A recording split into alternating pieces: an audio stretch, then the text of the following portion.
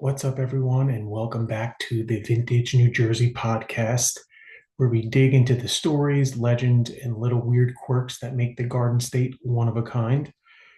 Today, we're stepping into some dangerous territory. We're talking about something that has started arguments at family parties, ruined friendships, and maybe even ended a couple relationships.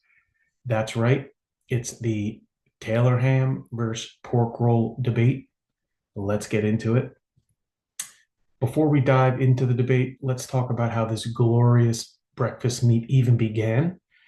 Back in 1856, a guy named John Taylor from Trenton created a new cured meat product that wasn't quite ham, it wasn't quite Canadian bacon, but it was something totally unique.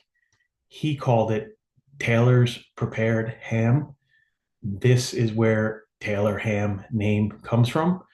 It's salty, smoky, a little tangy, and it's packed with flavor.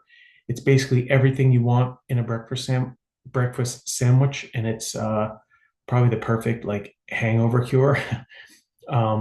Taylor's prepared ham became so popular that other companies wanted in, but there was a catch.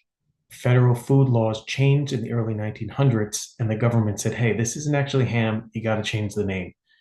So Taylor could no longer legally sell it as prepared ham. He changed the name to Taylor Pork Roll. And that, my friends, is where the war began. So I want to talk about, I guess, the divisions of the two. North Jersey, for the most part, calls it Taylor ham. Here's where it gets a little interesting, though. Um, he changed the official name, but North Jersey didn't. People were so used to calling it Taylor's ham that the name stuck. Grocery stores still labeled it that way. Diners listed it on the menus as Taylor ham, egg, and cheese. And North Jersey families just passed down the phrase like a heirloom or a curse, depending upon who you ask. So for North Jersey, Taylor ham isn't just a name; it's an identity, it's pride. Um, However, South Jersey still says, or not still, but calls it pork roll. Um, they were probably the ones that were actually reading the correct label. Since the official food category is pork roll, that's why South Jersey called it that and still calls it that to this day. Um, and this is also important. Taylor wasn't the only brand. You got companies like Cases, also from Trenton, who have been making pork rolls since the late 1800s. So down south, saying Taylor ham wouldn't even make sense. It'd be like calling every soda a Coke. For South Jersey, it's pretty simple. If the package says pork roll, it's pork roll. Today, the Taylor ham versus pork roll debate is basically New Jersey's version of the Civil War, minus the cannons and including more bagels and uh, rolls. There's even maps that exist that shows the Mason-Dixon line of Taylor ham and pork roll.